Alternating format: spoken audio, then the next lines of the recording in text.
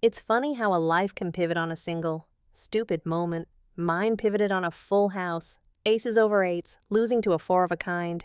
The hand itself is hazy, lost in a fog of cheap whiskey and cheaper cigars, but the consequence of it is burned into my memory with the clarity of a flashbulb. The night started like any other Tuesday in our final year of college. My apartment, a cramped two-bedroom that always smelled faintly of stale pizza and unwashed laundry, was the designated poker den for our small, mismatched circle.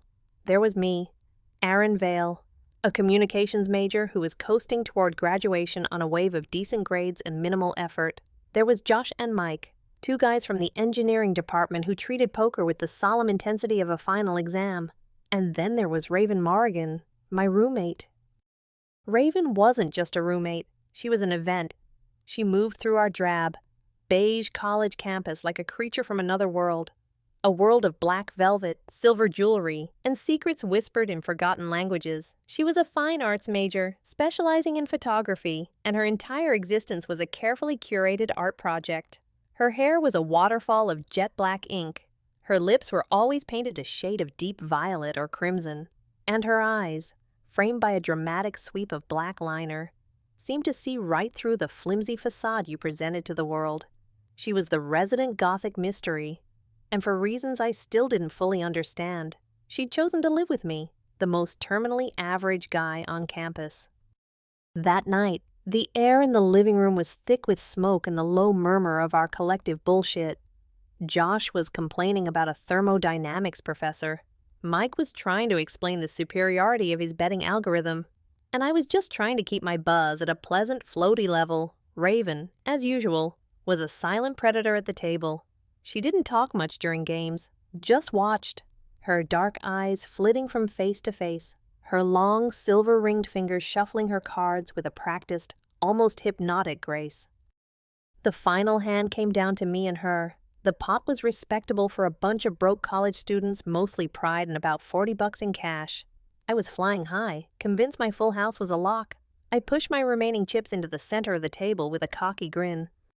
"Read 'em and weep, Morrigan," I slurred, laying my cards down with a flourish. Raven didn't even blink. She slowly, deliberately, placed her cards face up on the table. 4 queens stared back at me, regal and damning.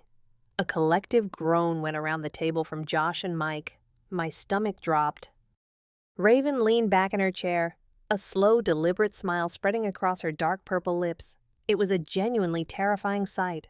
"Looks like you're bankrupt, Vale." "Damn it," I grumbled, running a hand through my messy brown hair.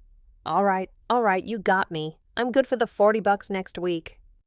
"Oh, I don't want your money," she said, her voice a low, smoky purr. The room went quiet. Josh and Mike suddenly looked very interested in the scuff marks on the floor. Raven's punishments were legendary. Last month, she'd made Josh spend a whole day speaking only in Shakespearean insults. She leaned forward, her elbows on the table, her chin resting on her intertwined fingers. Her gaze was intense, analytical.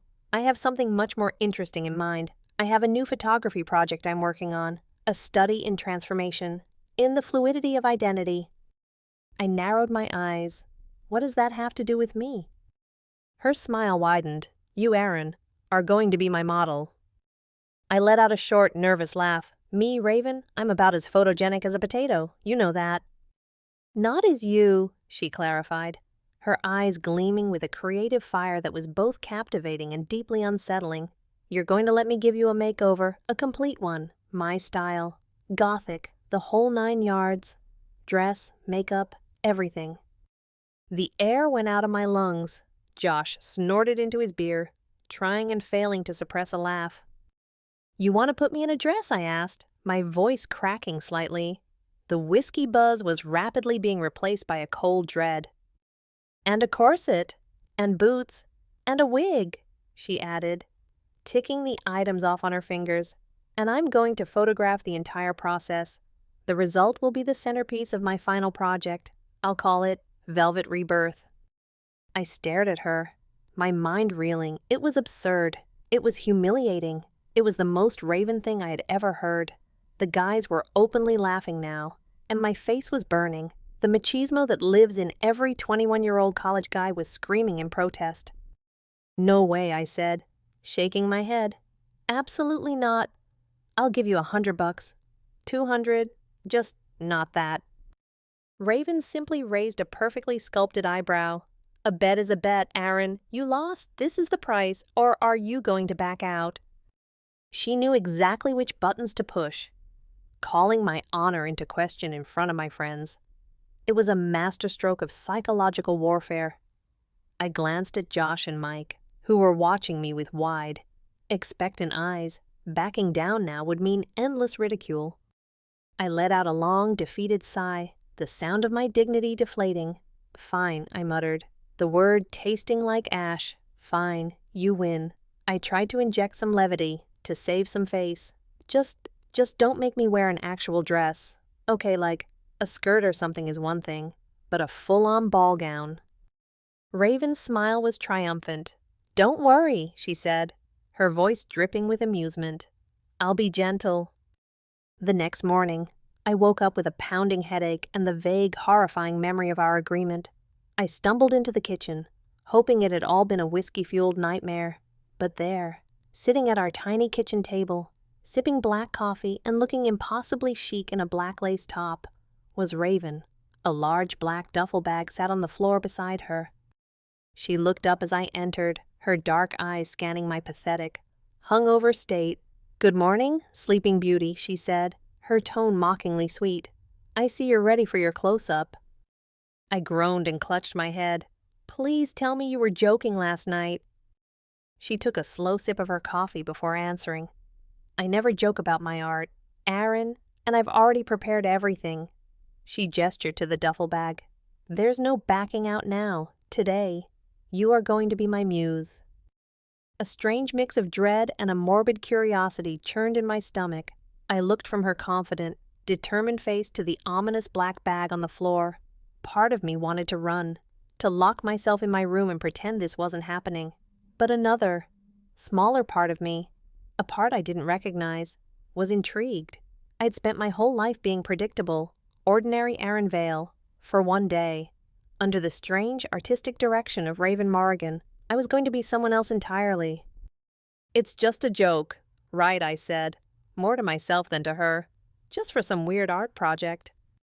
Raven stood up and slung the bag over her shoulder. "Art is never a joke," she said, her expression unreadable. "Now come on, we have a lot of work to do." Raven's room was her sanctuary, and stepping into it always felt like crossing the border into another country, where the rest of our apartment was a mess of takeout containers and discarded textbooks. Her space was a meticulously arranged Gothic cathedral. The walls were painted a deep charcoal gray, and black velvet tapestries covered most of them, muffling the sounds from the outside world. Books on art history, mythology, and Victorian funeral rites were stacked in neat, imposing towers. The air was thick with the sweet, heavy scent of vanilla and sandalwood incense, a smell I now associated entirely with her. For today, she had transformed it into a makeshift studio. Black candles flickered from every available surface, their flames dancing and casting long, wavering shadows on the walls. It felt less like a photo shoot and more like a seance. She had cleared a space in the center of the room with a single, high-backed velvet chair positioned in front of a large, ornate, silver-framed mirror she dragged in from God knows where. "The first step," she announced, her voice echoing slightly in the hushed room, "is demolition." She pointed toward her attached bathroom. "You need to shave, and I mean everything, face, chest. I want a perfectly blank canvas, no trace of Aaron left." I stood there, frozen for a second. This was getting more real by the minute. My chest, seriously. "I have a low-cut corset picked out. Do you want stubble peeking out of it?" "It would ruin the entire aesthetic." She handed me a brand new razor and a can of shaving cream. Her tone was that of a surgeon prepping a patient clinical, firm, leaving no room for argument. I trudged into the bathroom and stared at my reflection. It was just me. Messy brown hair, a couple days' worth of scruff on my jaw, tired eyes. I looked like a guy, a normal guy, taking a deep breath. I lathered my face and began to shave. The scrape of the blade against my skin was a familiar sound, a morning ritual, but as the last of the stubble disappeared, my face looked younger, softer, more vulnerable, a stranger's face. Then came the chest. It felt bizarre, wrong. Scraping away the hair that had been a quiet signifier of my manhood since I was 16, each stroke of the razor felt like I was peeling away a layer of myself, a layer of the identity I had always taken for granted. When I was done, my skin was smooth, almost unnervingly so. I ran a hand over my jaw, then down my chest. It felt alien. I was the blank canvas she'd asked for. When I emerged, Raven gave me a single approving nod. Good, now for the foundation. She gestured to the velvet chair. Sit.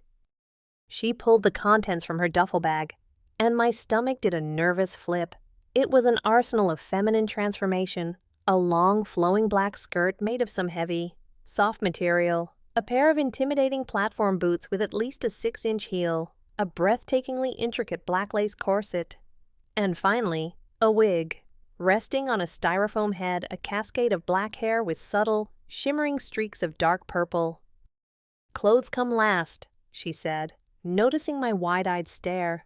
First, the face. For the next hour, she worked with the focused intensity of a master painter. She had me close my eyes as she applied a cool, liquid foundation to my face, blending it with a soft sponge. Her touch was light, professional, but the proximity was unnerving. I could feel the warmth of her body, smell the faint scent of lavender and old books that clung to her clothes. My heart was thumping a nervous, unsteady rhythm against my ribs. Open, she commanded. She began on my eyes, and this was where the real magic, the real alchemy, began.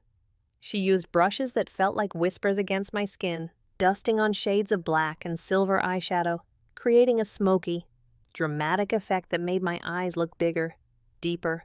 Then came the eyeliner. Hold perfectly still, she murmured, her face just inches from mine. I could feel her breath on my cheek. She drew a sharp, precise, winged line along my upper lash line. It was an act of such intense concentration, such intimate artistry, that it felt more profound than a touch. I held my breath, my entire universe shrinking to the space between us, to the delicate pressure of the eyeliner brush on my eyelid. She applied mascara, then meticulously shaped and filled in my eyebrows, giving them a higher, more dramatic arch. The final touch was the lipstick. She twisted up a tube of the same deep violet she often wore. Part your lips, just slightly, she instructed. I obeyed, my mind a whirlwind of confusion and a strange, unbidden excitement. She carefully painted the color onto my lips, her fingers gently bracing my chin. As she leaned in to perfect the Cupid's bow, her hand rested on my neck, her thumb stroking my pulse point, perhaps unconsciously. A jolt, like a small spark of static electricity, shot through me. My heart hammered against my ribs, a frantic drumbeat in the candlelit silence. Everything felt like it was moving in slow motion.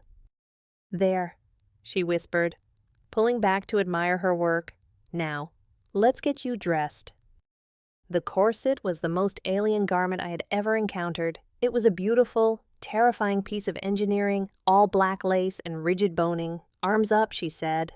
I complied, and she wrapped it around my torso. Breathe in. I did. Now breathe out.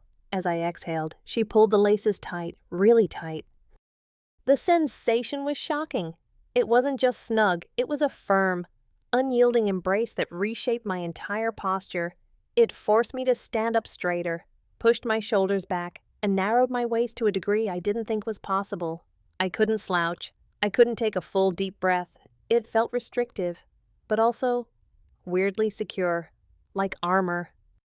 Next came the long, heavy skirt that swished around my ankles, and then the boots. Just putting them on was a challenge. Lacing them up felt like strapping myself into a machine. When I finally stood, the world was 6 inches taller, and I wobbled precariously. You'll get used to it, Raven said nonchalantly. The final piece was the wig. She gently placed it on my head, adjusting it until it sat perfectly. The long, dark hair tumbled over my shoulders and down my back. It was heavy, and the feeling of it brushing against my newly bare chest and the lace of the corset was a cascade of new, overwhelming sensations. All right, she said, her voice soft, it's done. She took my hand. Her fingers were cool, a stark contrast to my own sweaty, trembling palm, and led me to the ornate mirror. She stood behind me, her hands on my shoulders, her dark eyes meeting mine in the reflection. And I saw her. The person in the mirror wasn't Aaron Vale. Aaron was gone. In his place was a stranger, a tall, pale, striking woman with huge, dark, sorrowful eyes and impossibly sharp cheekbones. Her lips, a slash of deep violet, were set in a proud, almost arrogant pout. Her body, cinched by the corset and draped in black, had an hourglass figure I didn't recognize as my own. The long, dark hair framed a face that was both beautiful and severe. This person was a mystery. They were alluring. They were powerful.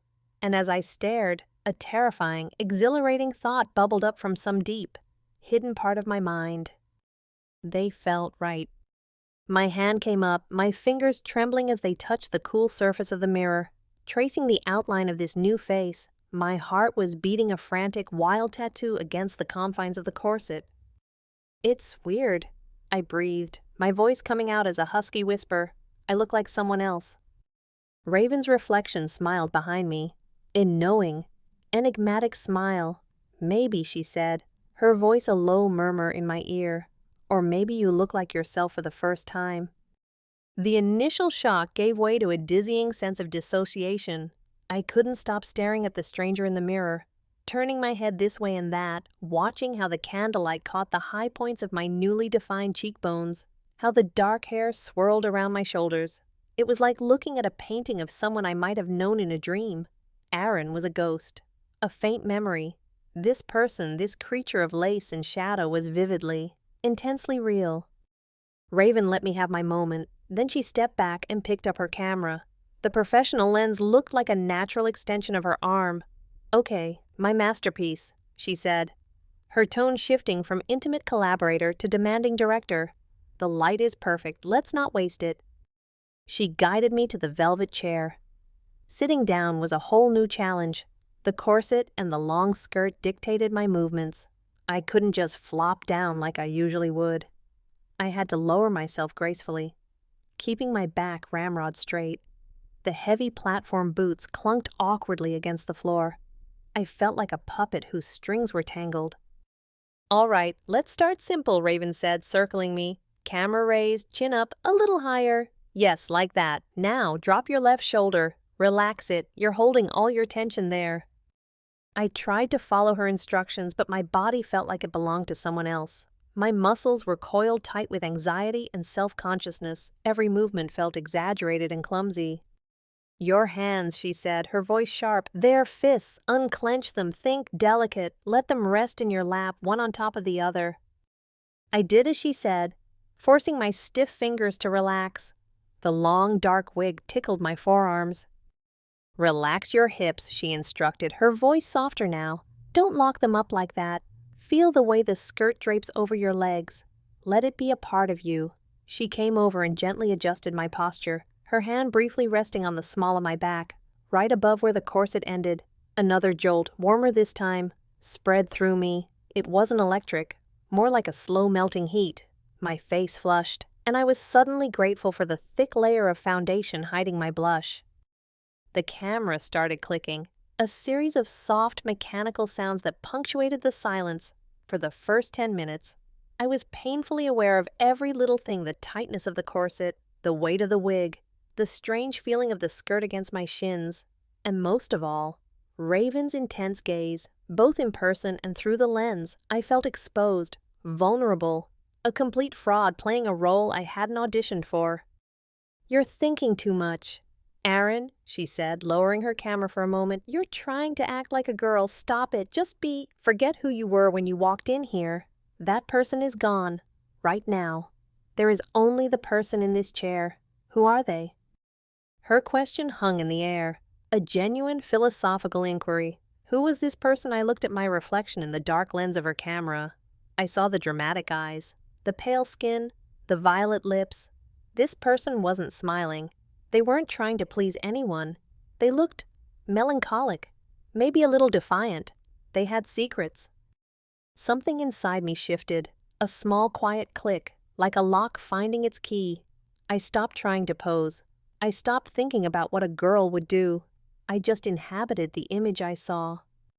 I tilted my head, letting the wig fall over one eye, and looked at her through the curtain of dark hair. I lifted a hand, not to wave or gesture, but to slowly, deliberately trace the line of my own collarbone, my fingers brushing against the cool skin and the edge of the lace. I let my other hand rest on the velvet arm of the chair, my fingers curling slightly. I let my expression settle into one of quiet contemplation. My newly painted lips parted just enough to be suggestive of a sigh. Raven raised her camera again, and this time, the clicking was faster, more urgent.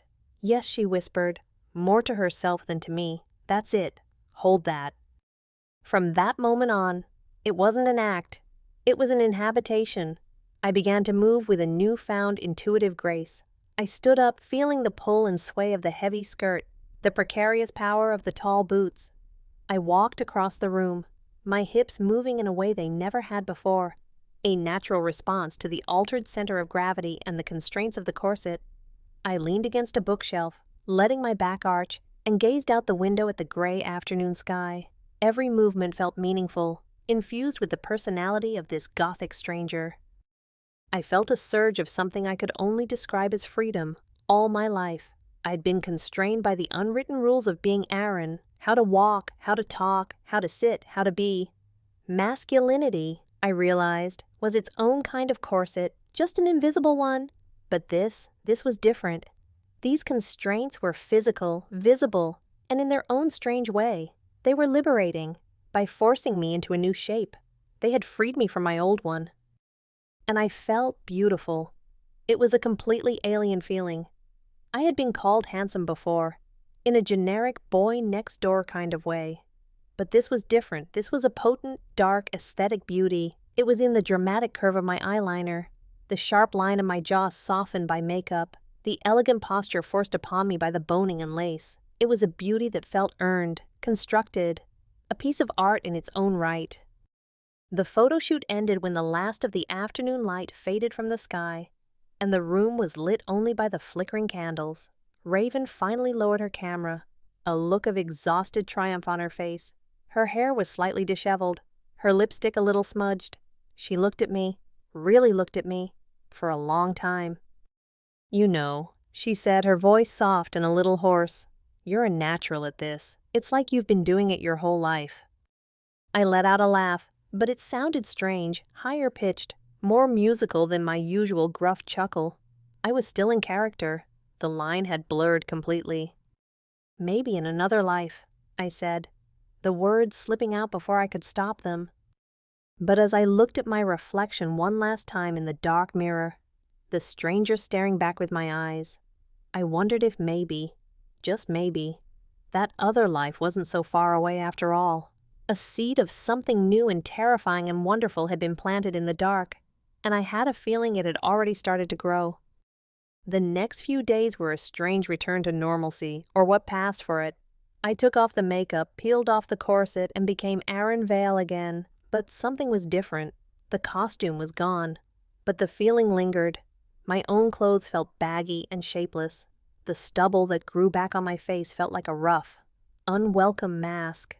I'd walk past a reflective surface, a shop window, a car door, and for a split second, I'd expect to see the pale, dark-eyed stranger. The sight of my own familiar, unremarkable face was a small, recurring disappointment.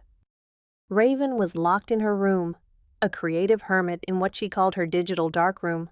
I'd hear the soft clicking of her mouse at all hours, see the glow of her monitor under the door. She was editing, perfecting, preparing her art for the world. I was a nervous wreck, vacillating between hoping she'd never show them to anyone and desperately wanting to see them myself. On Friday night, my phone buzzed with a notification. It was an Instagram tag. Raven had an art account, a moody, curated feed of black and white landscapes and haunting portraits, separate from her personal one. She had just posted the first photo. The caption was "Simple Project Velvet Rebirth Why?" It was a close-up shot of my face, tilted slightly, the wig obscuring one eye. The lighting was dramatic, carving my face out of the shadows, my eyes, enhanced by the makeup, looked enormous and deep, filled with a sadness I didn't know I was capable of expressing.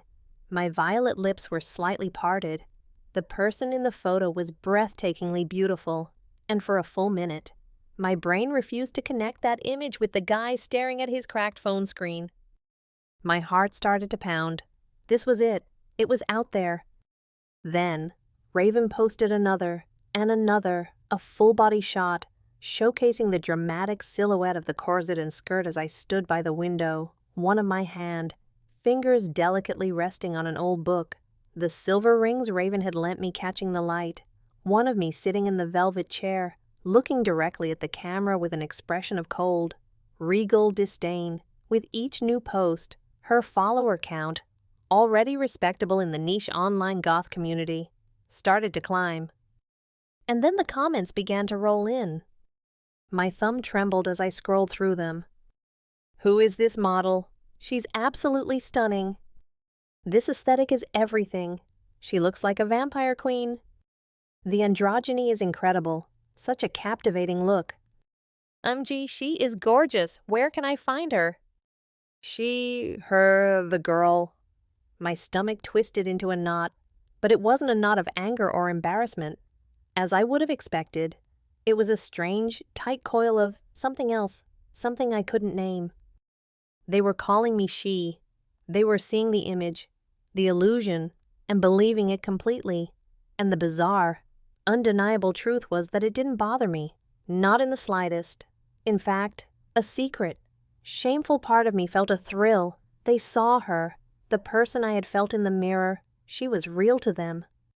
The photos went viral in a way that only happens on the internet, a sudden, explosive cascade of shares, likes, and follows. Art blogs picked them up. Popular goth and alternative fashion accounts reposted them. By Sunday, Project Velvet was a minor phenomenon. The girl in the pictures was a mystery, an anonymous muse, and people were captivated. They praised Raven's artistry, but they were obsessed with her subject. I spent hours locked in my room, just scrolling, reading the comments, watching the numbers climb. I was living a strange double life. In the real world, I was Aaron, shuffling to class in a hoodie and jeans, but online, I was this enigmatic, beautiful woman who was capturing the imagination of thousands of strangers.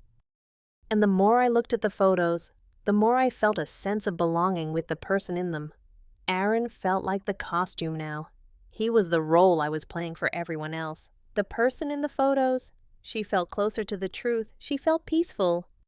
That night, lying in the dark, a name drifted into my head. It arrived quietly, without fanfare, but it landed with the weight of a profound revelation. Sarah.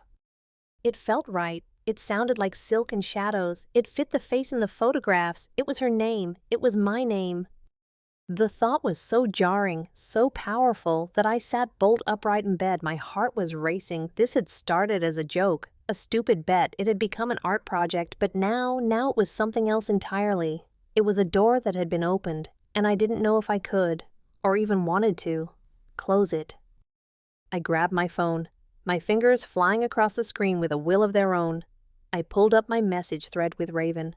I typed and deleted half a dozen messages, my anxiety warring with a desperate need.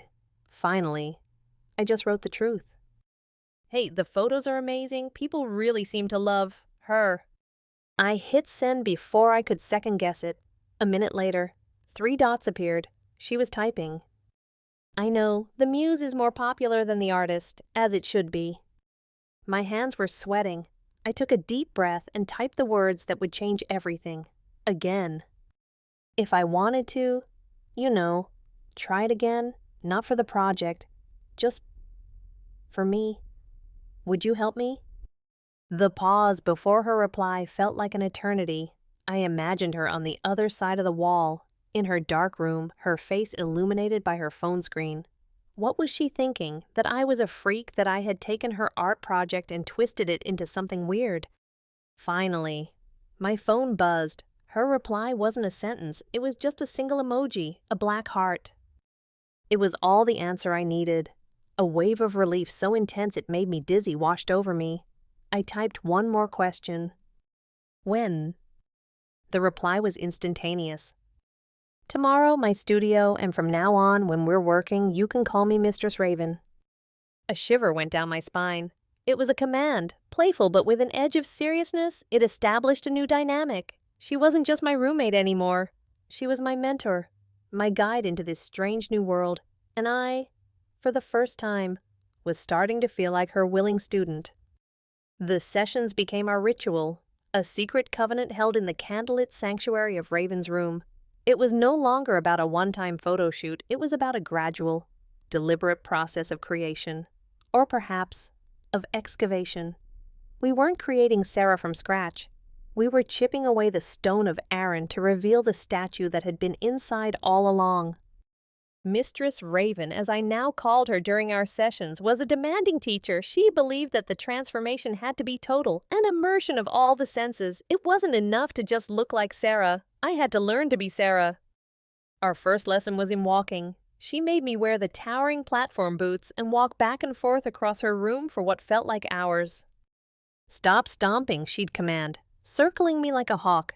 "You're walking like you're angry at the floor. It's not a march. Your steps should be lighter. Think of a cat. Deliberate, graceful. Land on the ball of your foot, not your heel. Let your hips sway. The shoes will force them to. Just let it happen." It was agonizing. My ankles ached, my calves burned, and I stumbled more times than I could count. But Raven was patient, correcting my posture, steadying me with a hand on my back. And slowly, painfully, I started to get it. The clumsy, awkward stomping smoothed out into a more fluid, confident stride. I started to feel the power in the height the boots gave me, the rhythmic click-clack on the hardwood floor becoming a sound of purpose rather than a warning of an impending fall. Next came makeup, this time. She didn't do it for me. She sat me down in front of the ornate mirror, laid out her entire collection of cosmetics like a surgeon's tools, and began to instruct. "This is foundation," she said, holding up a bottle. "It's your canvas. You don't just smear it on, you stipple, you blend. No hard lines. It has to look like skin, not paint." She guided my hand, showing me how to use the brushes, how much pressure to apply. I was clumsy at first. My hands, which were used to gripping a game controller or a beer bottle, felt huge and awkward holding a delicate eyeliner brush. I smudged my eyeliner, applied too much blush, and made a mess of my lipstick. But with each attempt, I got a little better. I learned the artistry of it, how a little contour could sharpen a cheekbone, how a sweep of highlighter could make the skin glow, how the right shade of eyeshadow could change the entire mood of my expression. The process was intensely intimate. She'd lean in close, her breath warm on my cheek, to correct the angle of my brush or wipe away a stray fleck of mascara with her thumb. These small, casual touches sent shivers through me. They were the touches of a teacher, an artist, but they felt like something more. They were acts of creation, of shaping me into this new person, and that shared purpose forged a bond between us that was deeper than friendship. The clothes came next. My male wardrobe of jeans and hoodies was declared unacceptable. Raven took me thrift shopping, guiding me through racks of vintage clothing stores I never would have entered on my own. She taught me about fabrics, about the feel of silk versus satin, velvet versus lace. "You have to feel the clothes," she explained, holding up a deep red velvet dress. "The way a garment feels on your skin will change the way you move, the way you carry yourself. Sarah wouldn't wear scratchy polyester. She deserves luxury. She deserves to be comfortable in her own skin and in her own clothes." My closet slowly began to change. Black skirts, lace tops, velvet jackets, and corsets began to push my old clothes to the back. Each time I put on one of these new outfits, it felt less like a costume and more like me. The feeling of a satin camisole gliding over my smooth chest, the soft swish of a long skirt around my legs, the secure, posture-correcting hug of a corset, these sensations became comforting. They became home. With every session, Aaron faded a little more, and Sarah emerged more clearly. When I looked in the mirror now, I wasn't shocked. I saw a familiar face. I saw Sarah. The name felt as natural on my tongue as my own had once been. I was starting to think of myself as her, my internal monologue shifting. "Sarah, you need to blend that eyeshadow better. Sarah, stand up straight." One evening, we were at the final stage of the ritual, the lipstick. I had gotten fairly proficient at the rest of my makeup, but I still struggled with getting a clean, sharp line on my lips. Raven, as she often did, took over for the final touch. She stood in front of me, the tube of dark violet lipstick in her hand. The room was quiet, lit only by our usual candles. She braced my chin with her fingers, and I tilted my head up to meet her gaze. The space between us was charged electric. We were so close I could see the tiny flecks of silver in her dark brown eyes. "You know," she said, her voice a low murmur, barely disturbing the silence. "When I look at you now, I don't see Aaron in a dress anymore. I just see you." She paused, her eyes searching mine. "You look like you've always belonged in this world." My heart stuttered. It felt like she had reached into my chest and spoken the deepest, most secret truth I had only just begun to admit to myself. "Maybe I never belonged in the old one," Sarah whispered, my voice husky with emotion. Her gaze dropped to my lips. She slowly, deliberately, applied the color. Her touch was feather light. The world seemed to slow down, the candlelight flickering in her eyes. When she was done, she didn't pull away immediately. Her thumb gently brushed my lower lip, a gesture that was both corrective and a caress. And then she leaned in. It wasn't a deep kiss. It was barely a kiss at all. It was the softest, most fleeting pressure of her lips against mine. It was over in a second, a ghost of a touch, but it sent a shockwave through my entire body. It was a kiss of acceptance, of acknowledgement. It was a seal on the transformation. My heart hammered against the confines of my corset, a wild bird in a beautiful cage. She pulled back, her expression unreadable in the dim light. She didn't say anything. She didn't have to. We both knew something had shifted between us. The line between artist and muse, between teacher and student, had blurred into something far more intimate and undefined.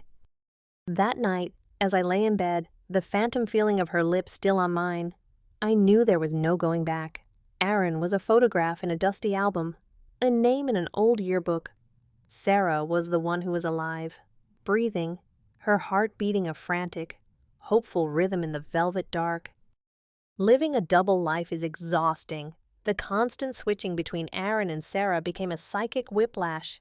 I would spend my evenings as Sarah, feeling graceful, confident, and whole, only to wake up the next morning and have to put on the ill-fitting costume of Aaron Vale for my classes. My walk felt wrong.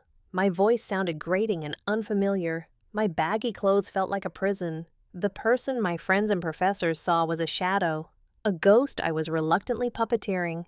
The real me was waiting in the closet, hidden among the lace and velvet.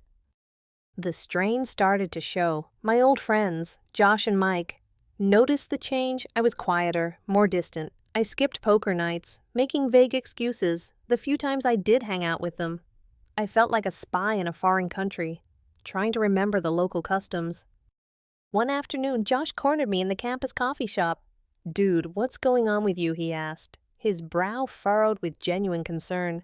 "You've been weird for weeks. Is it about that photo thing with Raven?" I took a sip of my coffee, my hand not quite steady. "I don't know what you mean." "Don't play dumb." "Man," he said, lowering his voice. "Mike and I saw the pictures. Everyone has. You look, it's good art, I guess, but are you okay?" In his question, I heard the subtext, "Are you gay? Are you trans? What are you?" They were questions I was still asking myself, and I didn't have the answers yet, certainly not any I could articulate to him. "I'm fine, Josh," I said, my voice flat. "It's just an art project. It's not a big deal." But it was a big deal, and my dismissiveness was a lie that hung in the air between us. He didn't push it, but a gap had opened up in our friendship, a chasm of unspoken questions and my own inability to answer them. We drifted apart after that, our conversations reduced to polite nods in the hallway. The loss of those friendships was a dull ache, a necessary sacrifice on an altar I was only just beginning to understand. Some reactions were less subtle. A group of guys from the athletics department started snickering when I walked by, calling me princess under their breath. Someone scrawled a homophobic slur on my dorm room door. Each incident was a small, sharp sting, a reminder that the world was not as kind or as fluid as the sanctuary of Raven's room. But through it all, Raven was my anchor. She was the one person who saw both sides of me and wasn't scared or confused. She was the only one I could talk to. "Does it bother you?" I asked her one night, after I'd scrubbed the slur off my door, my hands still shaking. We were in our living room, the shared space between our two worlds. I was still dressed as Aaron, but I felt like Sarah trapped in his skin. "That some ignorant jocks are afraid of anything that challenges their tiny worldview?" she asked, not looking up from the book she was reading. "No. Does it bother you?" "Yes," I admitted, my voice small. "It makes me feel shamed, like I'm doing something wrong." She finally closed her book and looked at me, her gaze sharp and unwavering. "Sarah is not wrong. You finding her is not wrong. The only thing that's wrong is a world that's too scared to let people be who they are. Don't you ever be ashamed of her." Her words were a shield. Her belief in me, in Sarah, was a fortress against the judgment of the outside world. The turning point came a few weeks later. There was a local goth night at a club downtown, a place where people from all walks of the alternative scene gathered. Raven was going with some of her friends from the art department. "You should come," she said casually, as if it were the most natural thing in the world. My blood ran cold. "As me?" I asked, gesturing to my Aaron clothes. She raised an eyebrow. "I wasn't inviting Aaron." She said simply, "I was inviting Sarah." The thought was terrifying. The sessions in her room were safe. They were a controlled environment, going out in public, surrounded by strangers. That was the real test. That was stepping off the cliff.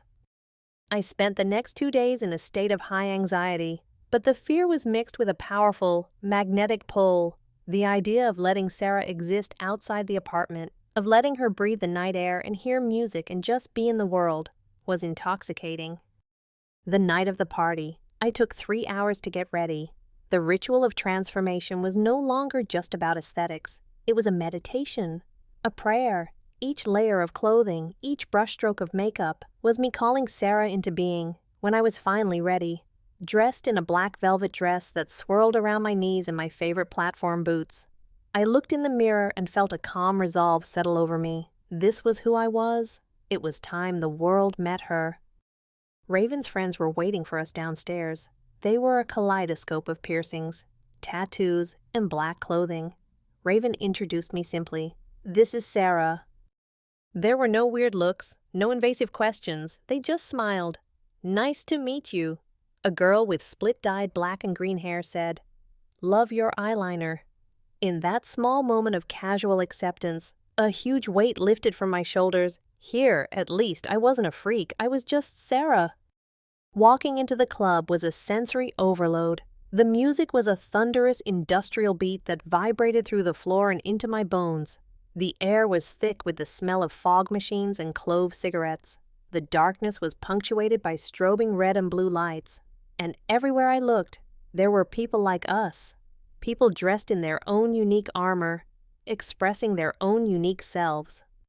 For the first time, I didn't feel like I was in a costume. I felt like I was in uniform. I belonged. Later that night, Raven and I stepped out onto the club's small balcony for some fresh air. The city spread out below us, a glittering tapestry of lights under a sky stained orange by light pollution. A light rain had started to fall, misting our faces and making the streets shine like wet ink. I leaned against the railing, the cool, damp air a welcome relief from the heat of the dance floor. I watched the cars moving below, each one a separate life, a separate story, all intersecting in the night. I started, my voice barely a whisper against the distant throb of the music. I think I finally found me, Raven.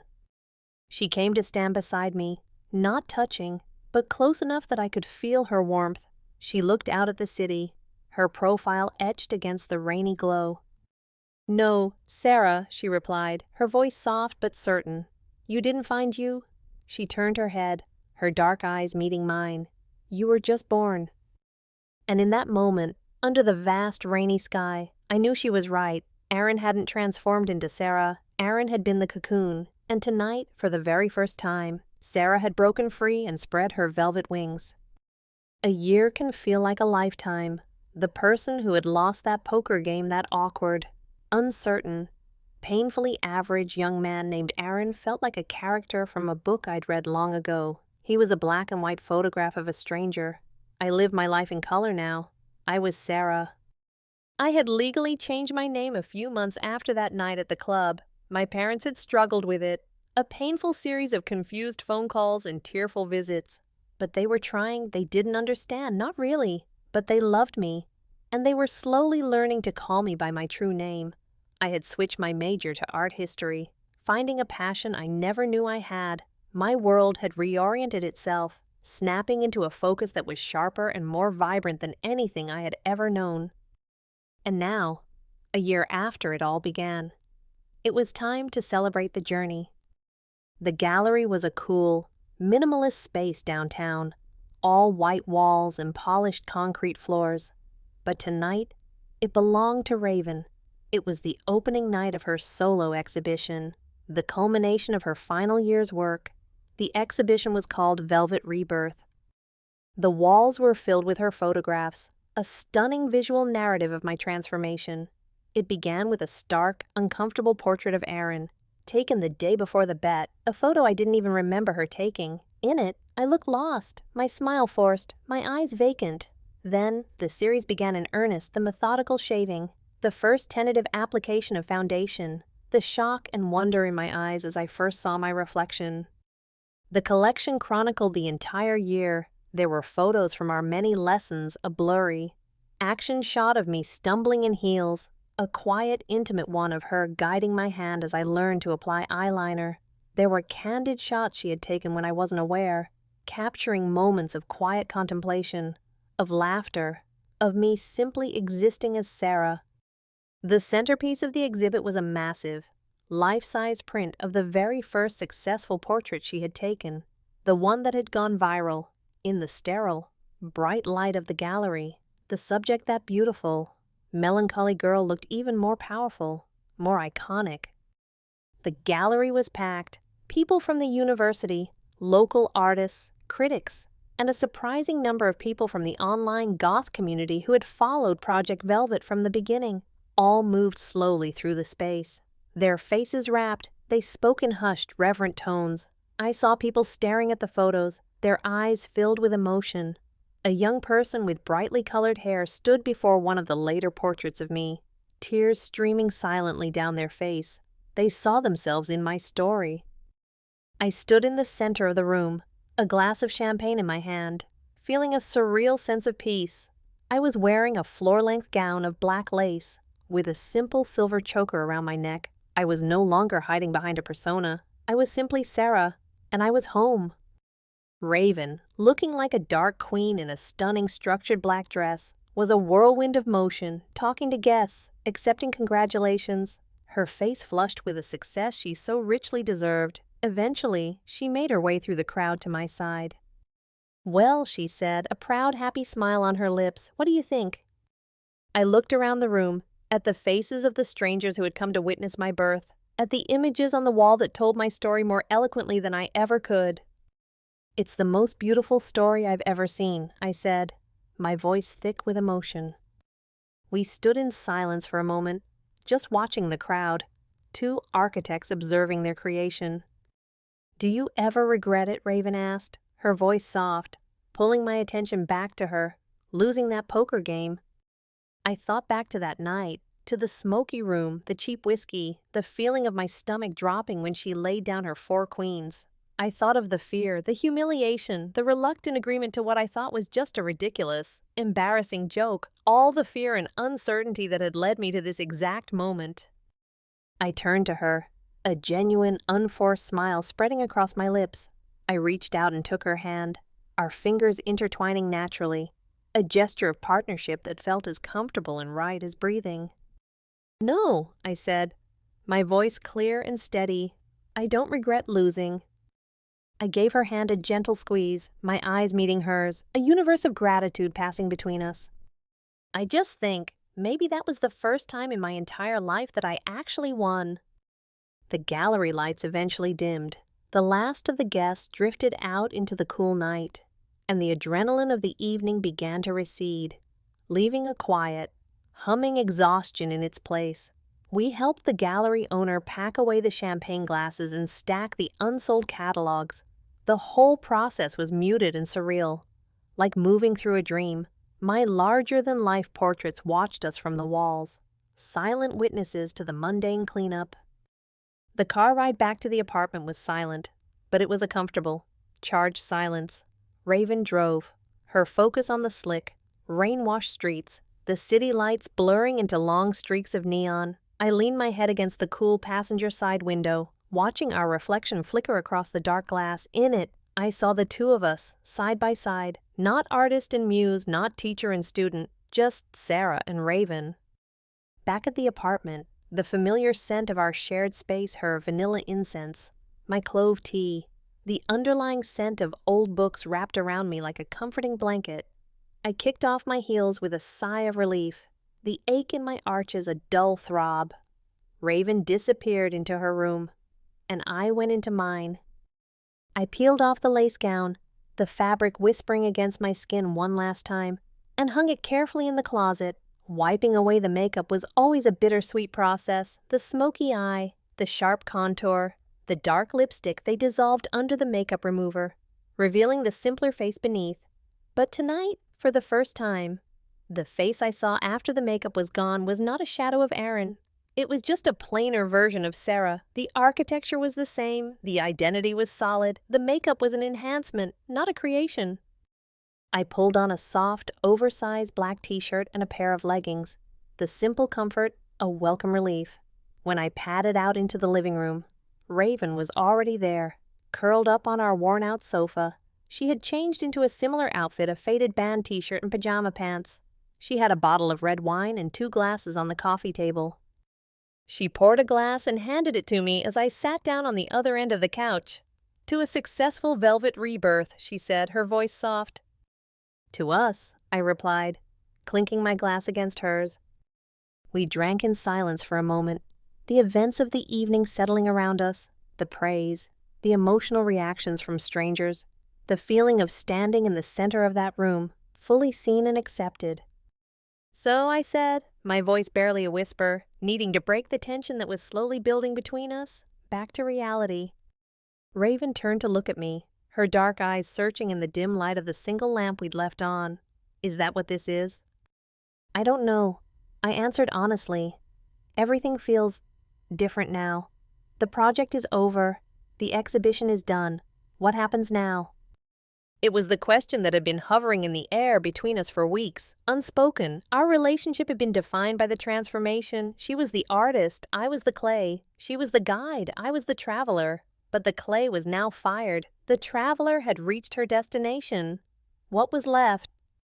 "What do you want to happen now?" she asked, turning her body to face me fully, tucking her legs underneath her. My heart started to beat a little faster. This was it, the precipice. I don't want this to end. Raven. This. Us. Whatever this is. I gestured vaguely between us. You're the most important person in my life. You're more than my roommate. You're more than my friend. You're the person who helped me be born. A small, sad smile touched her lips. "I didn't do anything, Sarah. I just held up a mirror. You were the one who had the courage to look in it. I couldn't have done it without you." I insisted, my voice thick with emotion. "I wouldn't have. And tonight, at the gallery, you held my hand." Her eyes flickered down to my hand, which was resting on the cushion between us, then back up to my face. "Yes," she said simply, "I did." Why I needed to know, I needed to understand what that touch meant, if it meant the same thing to her that it did to me. She put her wine glass down and moved closer, closing the space between us on the couch. She reached out and took my hand, her fingers lacing through mine. Her touch was warm, solid, real. "Because I wanted to," she said, her voice low and steady. "Because I'm so incredibly proud of the woman you've become, and because somewhere along the way, my muse became the person I care about more than anyone else in the world." A wave of relief and a dizzying, soaring happiness washed over me. It wasn't one-sided. She felt it too. "Raven," I breathed, my voice trembling slightly. "It's okay, Sarah," she murmured, her thumb stroking the back of my hand. "We don't have to define it tonight. We don't have to put a label on it. We can just be." I leaned in, drawn by an invisible force, and gently rested my head on her shoulder. She didn't stiffen or pull away. Instead, she relaxed into the touch, her own head coming to rest against mine. Her hair smelled like lavender and sandalwood. It smelled like home. We sat like that for a long time, finishing our wine, the silence no longer tense, but filled with a deep, unspoken understanding. The project was over. But our story, the story of Sarah and Raven, was just beginning. It was a new chapter, one that didn't need a camera or an audience, just the two of us, figuring it out together in the quiet of our shared home. The days after the exhibition settled into a new quiet rhythm. The intensity of the past year, with its focused sessions and emotional upheavals, was replaced by a soft, domestic intimacy. It was an intimacy I found just as profound, if not more so. Our relationship, which we still hadn't labeled, unfolded in small moments. It was in the way Raven would make me a cup of tea, remembering I liked it with a splash of oat milk, and leave it on my desk while I was studying. It was in the way I'd save her the corner piece of the lasagna because I knew it was her favorite. It was in the evenings we spent curled on opposite ends of the sofa, our feet tangled together under a blanket, each of us reading our own books in comfortable silence.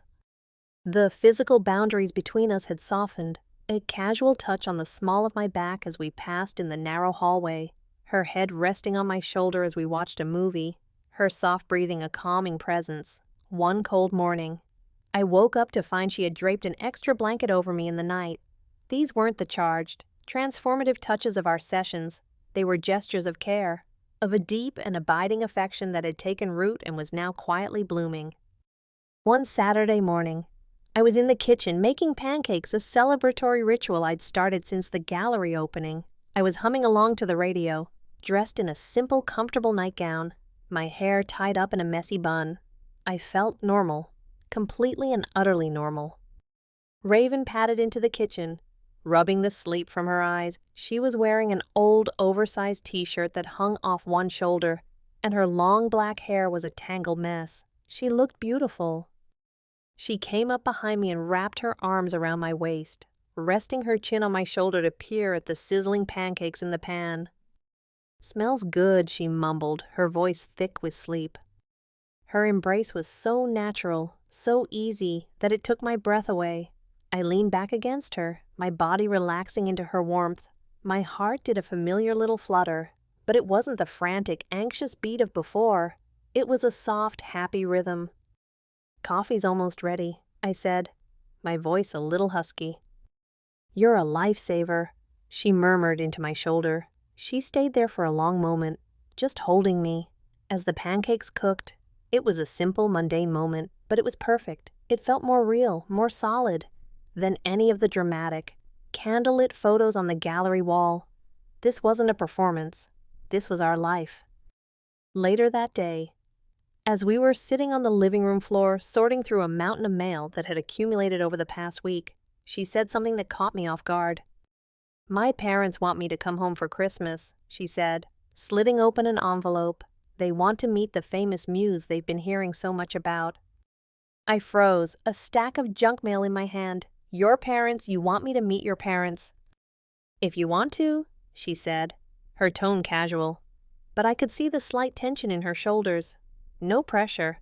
But yeah, I'd like them to meet you. The real you. Meeting a partner's parents was a monumental step in any relationship. The fact that she was even suggesting it, that she wanted to bring me Sarah into that most personal part of her life, was a declaration. It was more powerful than any label. "I'd love to," I said, a slow, wide smile spreading across my face. The unspoken had finally been spoken, not in words, but in an invitation. We were a we. We were a we who met each other's families, and that felt like the most natural, wonderful thing in the world. The universe, it seems, has a penchant for symmetry. 2 days after Raven invited me to meet her family, my own past came calling. I was in the library, researching Venetian portraiture for a paper, when my phone buzzed. The caller ID flashed a name I hadn't seen in months, Mom. My stomach instantly clenched. Our conversations since my transition had been stilted and awkward. Minefields of pronouns and painful silences. They were trying. I knew they were. But it was like they were speaking to me through a bad long-distance connection, with a delay that made true communication impossible. I stepped out into the quiet hallway and answered, my voice more timid than I would have liked. "Hi, Mom." "Aaron, oh, honey. Hi." The immediate dead-naming, the slip of the tongue, was like a small paper cut. It was accidental, I knew, but it still stung. "Sorry, Sarah." "Hi, Sarah. How are you, sweetie?" "I'm good, Mom. Just studying. How are you? How's Dad?" "We're fine. Fine. Listen, the reason I'm calling, you know Thanksgiving is in a couple of weeks." I knew, and I had been quietly planning on spending it with Raven. A Friendsgiving for two. "Your Aunt Carol and your cousins are coming into town," she continued, her voice taking on a falsely cheerful tone that I knew meant she was nervous. "It's been so long since we've all been together. Your father and I were really hoping you'd come home." The invitation hung in the air, heavy with unspoken expectations. Come home. The words themselves were a paradox. The apartment with Raven was my home now. The house I grew up in was a museum of a life that was no longer mine. Going back there meant stepping back into the ghost of Aaron Vale. "I don't know, Mom," I said slowly. "It's a long drive, and I have a lot of schoolwork." "Please, Sarah." Her voice cracked, the forced cheerfulness dissolving into raw pleading. "It would mean so much to us. To me, I want to see you." I closed my eyes, leaning my head against the cool library wall. I could hear the desperate hope in her voice, the love that was buried under layers of confusion and fear. She wanted to see her child. And I, as much as it scared me, wanted to see my mom. "Okay," I whispered, the word tasting like a concession and a challenge all at once. "Okay, Mom, I'll be there." When I told Raven that night, she listened patiently, her expression unreadable. "Are you sure you're ready for that?" she asked when I finished. "No," I admitted, picking at a loose thread on the sofa cushion. "I'm terrified. They'll get my name wrong. They'll use the wrong pronouns. My Aunt Carol will ask a million invasive questions. My dad will probably just stare at me and not say anything at all. It's going to be awful." "Then why are you going?" "Because if I don't, I'm just hiding," I said, more to convince myself than her. "I can't just exist in our apartment and at goth clubs. You said it yourself, you didn't just hold up a mirror. You helped me have the courage to look. This is the next test. I have to be Sarah everywhere, not just where it's easy." Raven was quiet for a long moment. Then she stood up and walked over to her art supplies, which were perpetually spread out on our dining table. She came back with a fine-tipped black marker. She took my hand, turned it over, and with a few deft, practiced strokes, drew a small, elegant raven on the inside of my wrist. "What's this for?" I asked, admiring the tiny, perfect bird. "A reminder," she said, her eyes meeting mine, "that you're not going alone." The week leading up to Thanksgiving was a slow-building storm of anxiety. Sleep offered little escape, my dreams filled with faceless relatives and distorted versions of my childhood home. I found myself becoming irritable and withdrawn, the easy confidence I'd cultivated over the past year feeling as fragile as spun glass. One evening, I stood in front of my closet staring at my clothes with a sense of dread for the first time in a long time. Nothing felt right. Everything felt like a costume again. But now the fear was different. It wasn't the fear of trying on a new identity. It was the fear of my true identity being rejected. "What do I even wear?" I said out loud to the empty room. "Do I tone it down? Wear jeans so I don't freak out my dad, or do I go in full armor, platform boots and all, and just dare them to say something?" Raven appeared in the doorway, leaning against the frame. "You wear what makes you feel like you, Sarah. That's the entire point." "But what if me is too much for them?" I asked, my voice cracking. I sank onto the edge of my bed, burying my face in my hands. "I'm so scared. Raven, I've fought so hard to become this person. What if I go there and she just disappears? What if I look in their bathroom mirror and all I can see is Aaron?" Raven came and sat beside me, her presence a solid, calming weight. She didn't offer platitudes or easy reassurances. Instead, she just sat with me in my fear. "She won't disappear," she said finally, her voice soft but firm. "Sarah isn't something you put on, like makeup or a dress. She's the foundation. She's the person who was always there. You just couldn't see her before. Your parents' mirror doesn't have the power to change that." She reached out and took my hand, her fingers tracing the little raven she had drawn on my wrist, which was now faded but still visible. "Your armor isn't your clothes. Sarah, it's your certainty. It's knowing who you are, even when other people don't." Her words cut through the fog of my anxiety. She was right. My strength didn't come from a corset or a pair of boots. It came from the quiet, unshakable knowledge of my own truth. The night before I was due to leave, we turned the packing process into a ritual. Raven helped me choose my outfits, not to please my family, but to empower me. We chose a simple but elegant black turtleneck dress for the Thanksgiving dinner, itself sophisticated, undeniably feminine, but not overtly provocative. We packed my favorite velvet jacket, a pair of stylish but manageable heeled boots, and the silver jewelry that always made me feel put together. Then we sat at my vanity, and she helped me with my makeup, just like old times. But this time, the lesson was different. "Show me how you do your everyday look," she instructed. "The one that makes you feel most like yourself when you're just going to class." I walked her through my routine: the light foundation, the subtle winged eyeliner, the soft berry-colored lipstick. It was a simpler, more natural look than the dramatic Gothic art piece we had started with, and it was entirely my own. It was the face of Sarah on a Tuesday afternoon. "Perfect," she said when I was done. "That's the face you show them, not a performance, not a statement, just you." As she was about to leave me to finish packing, I grabbed her hand. "Thank you," I said, my throat tight. "I don't know how I'd do this without you." She squeezed my hand. "You won't have to," she said. "I'm putting a hex on your Aunt Carol so she only asks you about the weather, and my phone will be on all weekend. Text me every hour if you have to." I laughed, a genuine laugh that chased away some of the lingering shadows. The fear was still there, a cold knot in my stomach, but now it was joined by a flicker of determination. I wasn't just Aaron's ghost returning to a haunted house. I was Sarah, a woman with a raven on her wrist and the love of an extraordinary witch in her heart. And I was going home. The 3-hour drive was a journey back in time. The city's Gothic architecture and vibrant, chaotic energy slowly gave way to sprawling highways, then to the familiar, unchanging landscape of the suburbs.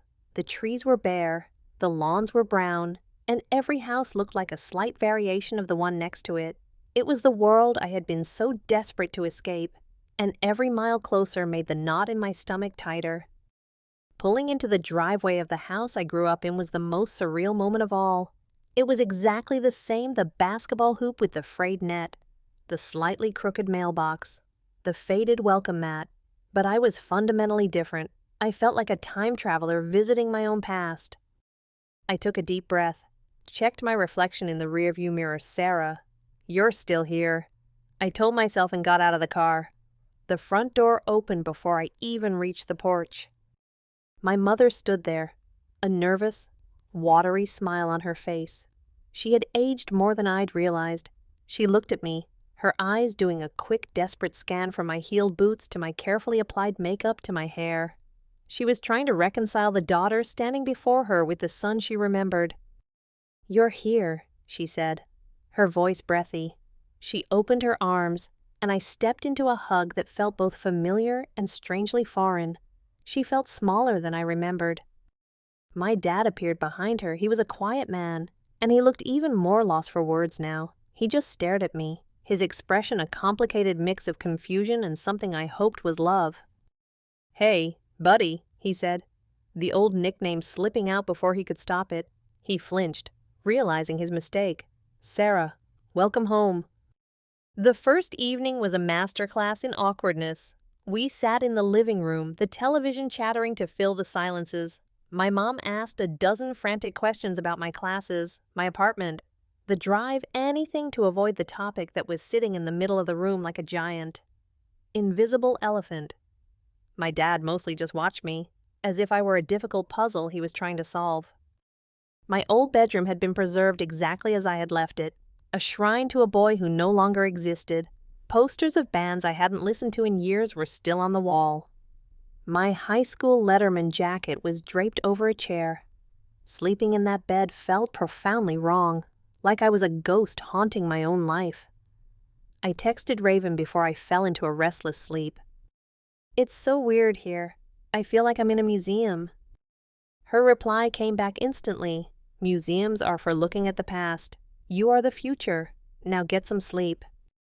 Thanksgiving Day brought the arrival of the extended family, and with it, a new level of social anxiety. My Aunt Carol, a woman whose primary mode of communication was invasive questioning, did not disappoint.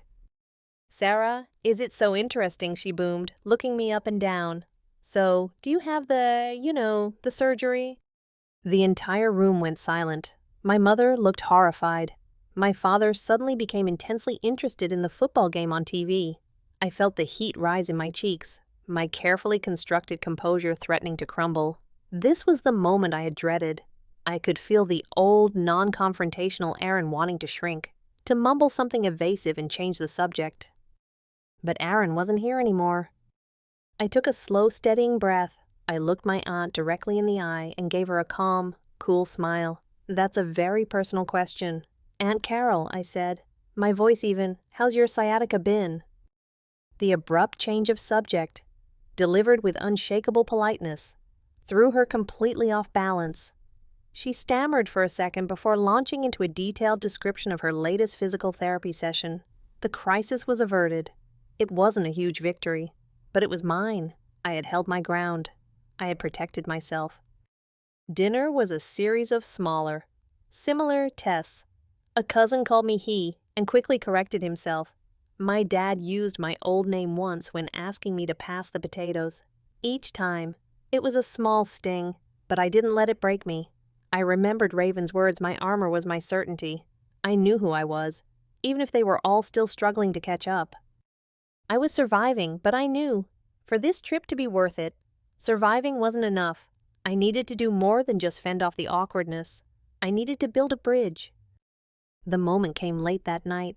After the last of the relatives had finally left, the house was quiet, filled with the sleepy aftermath of the holiday. My dad had already gone up to bed, but my mom was in the kitchen, slowly washing the last of the good china by hand.